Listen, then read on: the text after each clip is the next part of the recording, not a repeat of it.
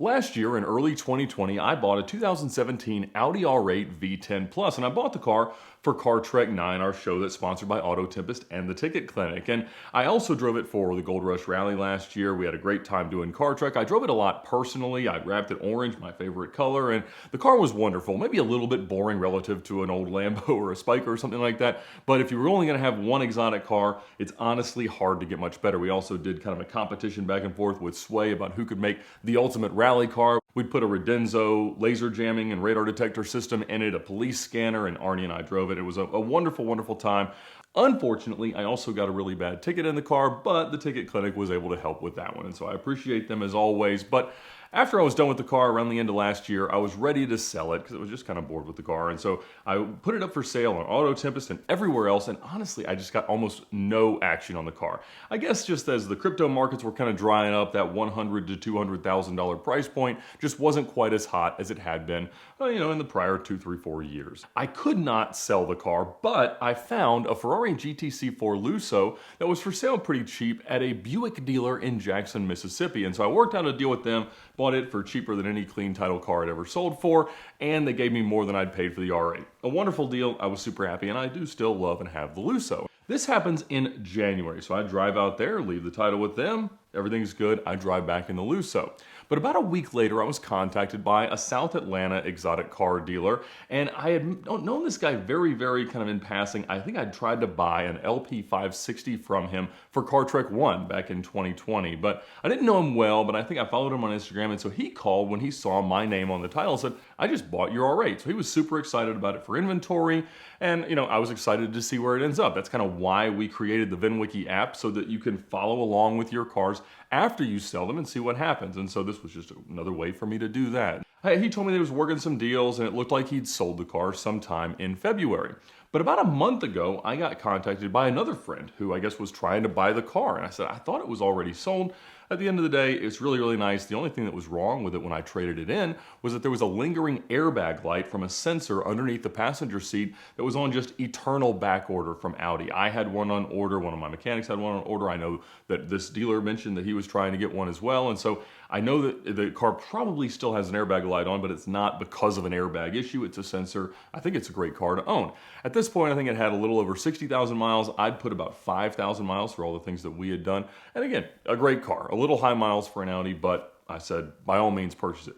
He did not end up buying it, but again, following along on Instagram, I saw that the car had sold again in the middle of May to another local owner. So that's exciting. Again, I see what happens next in the history of the car. I was a little bit disappointed that it was no longer orange and they painted the really, really nice diamond polished wheels black, blacked out all the emblems and things like that. But hey, it's their car.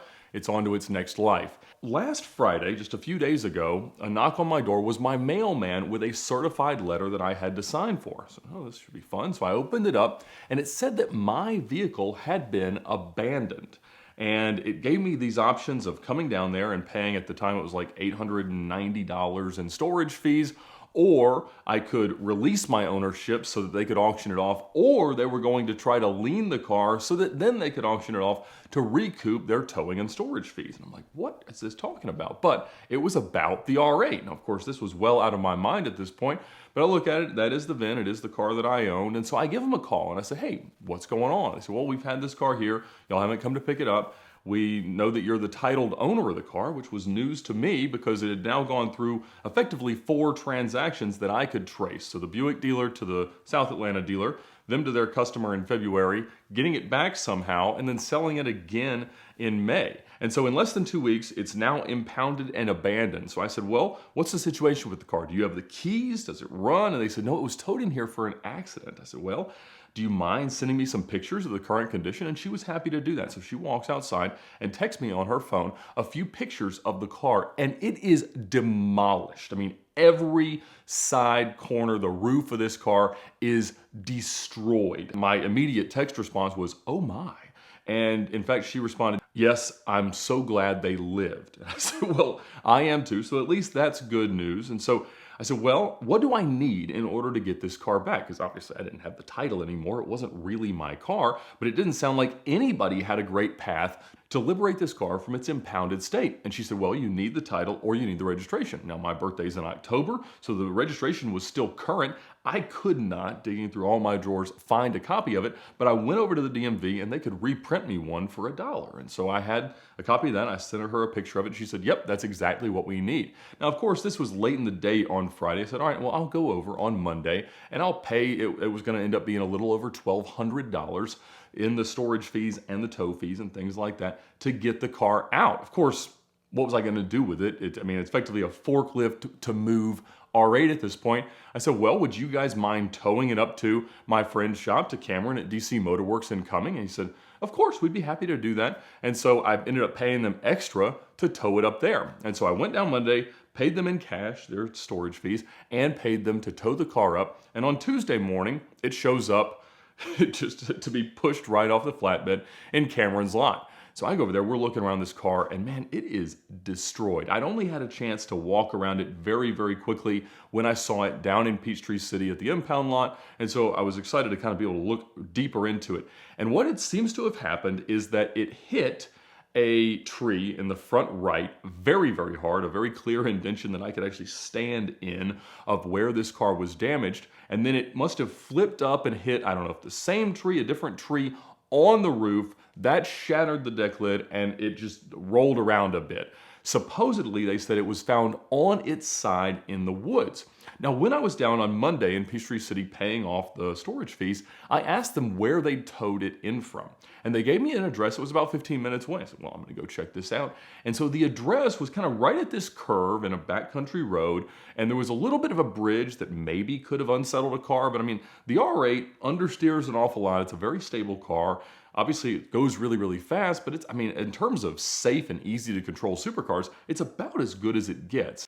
At the address where they said they had picked it up, I did not see any skid marks, no evidence that a car had swerved or anything like that. I didn't understand how a car could have gotten destroyed to this extent in that location. So of course I'm curious, but at the end of the day, I'm just going to make sure that they're not auctioning this car off and I get to play around with it for a few days, buying it back for $1,200, always expecting that an owner or an insurance company is going to come looking for it. And of course, at that point, I'll be happy to let them have it. Now, that did not take as long as I thought it might, because Tuesday afternoon, I got a phone call from this dealer that I knew had sold the car. And I was going to call him in the next couple of days anyway, as we got to kind of look through the car and see what the real state of affairs was. But he said, hey, I just talked to the tow yard in Peachtree City on behalf of my client, and apparently you picked the car up. I said, I sure did.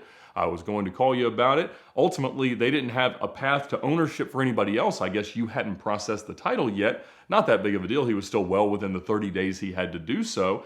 But when I also looked at the Georgia DMV system as to who the current registered owner was, they don't give you personally identifying information, but they do tell when the registration was renewed, and they say when the insurance was added to the car. This is so you can make sure the insurance is in place so that you can go and process your title in person. But it was done on the 5th. So again, car was sold on May 18th, crashed on June 3rd, and on June 5th, 2 days later, the insurance is added to the car. Now in Georgia, like most states, within the first 30 days after you buy a car, your existing insurance has to cover that car. Now, I don't know what would happen if you had insurance on a Honda and you go crash a Bugatti, but that can become a little bit complicated. But I've known people to file claims in exactly that circumstance. And so I assumed that's what was going to be going on. But regardless, he had contacted me. I told him exactly where the car was. I said, you guys can pick it up at any point. I just wanted to make sure that the remains of this R8 did not get auctioned off. And so he said, all right, well, let me get in touch with the owner, see exactly what he wants to do. I don't know why he hadn't gone over to the tow yard to figure out what to do with this car. Apparently, he has not filed an insurance claim yet. There was a lot of really, really strange and suspicious things. So, of course, I asked him, do you know anything about the accident? Because, this thing is horrific. He said, well, the guy kind of showed me a video of the car being towed out of the woods, and I guess he had to climb out with his passenger through one of the doors vertically to get out of the car. He said also, this guy had a prosthetic leg, which I guess it freaked him out a little bit on the initial test drive of the car, but he had to get back into the car to get his leg. Now, I don't know if this prosthetic leg fell off before said crash or during or after, whatever, but at the end of the day, guy has one leg, he ends up buying my R8, and he'd been driving it as his dream car. I guess his wife was really fond of it too. I knew they were both kind of on the paperwork that when the car had been towed in, but apparently there were no injuries. Now, what the story was from the owner, the guy who had bought the car, to the dealer was that somebody had kind of veered into his lane and he had to swerve off the road to avoid him. Again, in most cases, that would have resulted in some braking and some skid marks, which I did not see.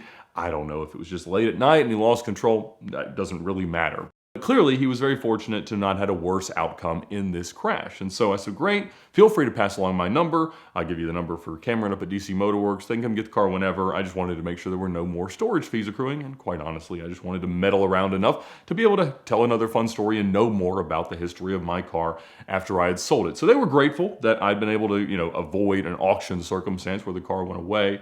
And again, he was confused as to why there hadn't been any insurance activity or any other intervention in the car. But, he said they had performed a field sobriety test and things, but again, a one-legged man, it's hard to, I don't know. It was a weird circumstance, which tends to happen with my weird, strange history cars. A couple hours later, I do get a call from the owner, and he was a little bit confused as to how they'd even let me have it. I explained why that happened and why it was now very important that they go ahead and process the title, and he understood that, and I told him where the car was. He said he was going to send a flatbed up. He reimbursed me for the storage fees that I'd paid and things like that. And so, I don't know exactly what happened in this accident. It was definitely as bad as I have seen a car damaged with no injuries. However, when we got the car up to Cameron's and we were looking around, there's definitely some DNA evidence on the passenger side curtain airbag that came out. So, both of the windows were broken out of the car. All the glass is broken. The windshield was so shattered, it's unbelievable.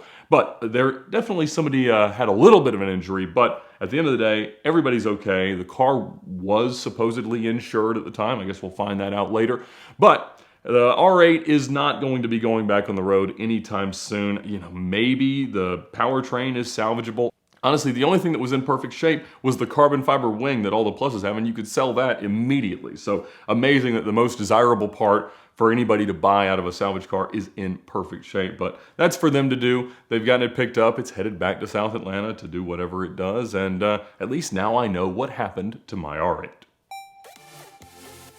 As I said, while I had the R8, the ticket clinic did help me fight a nasty ticket. I got the ticket, I took a photo of it, I sent it to 305, and immediately their nationwide team of lawyers was on the case. They've got brick and mortar locations here in Georgia, in Florida, and in California, but they can help you fight a ticket no matter where you get it. They'll help you to avoid costly insurance premium increases, points on your license, risks of suspension, even risks of jail time. They help me out, they can help you out too. So text your ticket to 305 or visit them now at the link in the description below.